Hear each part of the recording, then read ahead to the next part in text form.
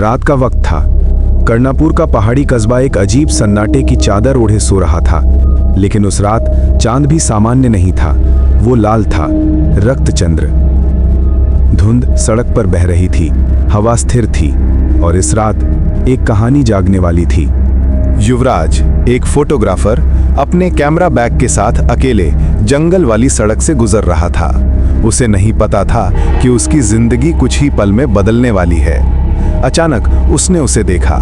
सड़क के बीचों बीच एक औरत खड़ी थी, सफेद लिबास में। उसके बाल हवा में नहीं, हवा के खिलाफ भी तैर रहे थे और उसकी आंखें जैसे चांद की चांदी पिघलकर उनमें कैद हो गई हो।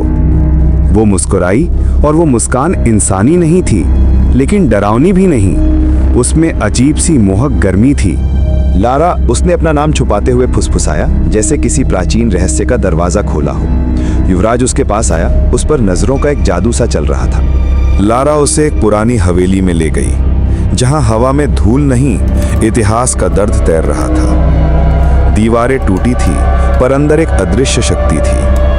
वह मुड़ी, उसकी आंखों का रंग बदलने लगा, त्वचा पर चांदी जैसी नसें चमक उठी। मैं इंसान नहीं हूं युवराज, उसने कहा। मैं एक श्रापित पिशाचिनी हूं। मैं लोगों की जीवन ऊर्जा पीती हूं, पर आज तुम्हारे पास आने पर मैं कमजोर पड़ रही हूं। उसकी आवाज में डर था, वो डर जो किसी अमर को भी असुरक्षित महसूस करा दे। युवराज उसके करीब आया। हवा ठंडी हुई, लेकिन उसके दिल की धड़कन गर्म थी। लारा का चेहरा उसके ठीक सामने था। आंखें कांप रही थीं, जैसे कोई भूखी पर हिचकती हुई आत्मा। मैं तुमसे ऊर्जा नहीं ले पा रही।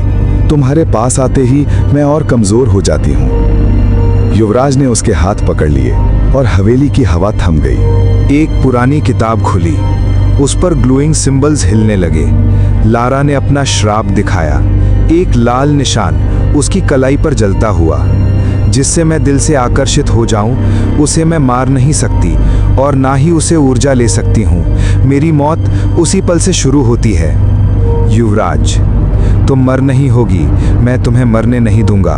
हवेली कांपने लगी, दरवाजों पर चोटें पड़ने लगी। 3 अंधेरे जीव आए, छाया पिशाच अंदर घुस आए। लारा कमजोर है, श्राप टूटा नहीं, समय आ गया। हवा में चीखें, टूटती छत, उड़ती धूल। लारा ने युवराज को ढाल की तरह पीछे किया, लेकिन उसकी शक्ति टूट रही थी। जादुई ढाल कांच की तरह दरारें लेकर बिखर रही थी। युवराज ने उसे पकड़ लिया। मेरी ऊर्जा ले लो, अगर इससे तुम बच सकती हो। नहीं, तुम खत्म हो जाओगे। लारा की आवाज कांप रही थी। युवराज ने उसके चेहरे को छुआ और उसी पल सफेद और लाल ऊर्जा का एक तूफान फूट पड़ा। लारा की नसों में चमक बढ़ने लगी, काला जहर पिघलने लगा। हवेली उजाले से भर गई, दुष्ट पिशाच राख बनकर गिरने लगे। जैसे ही सूर्य की पहली किरण टूटी खिड़की से अंदर आई, लारा जमीन पर बैठी थी। अब उसकी आंखों से अंधेरा गायब था, वो अब इंसान थी।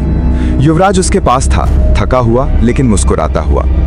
तुम जिंदा हो, लारा फुसफुसाई। युवराज मुस्कुराया। हम दोनों जिंदा हैं। और उस सुबह कर्णपुर की सदियों पुरानी पिशाचिनी की कहानी एक खूबसूरत इंसानी शुरुआत में बदल गई।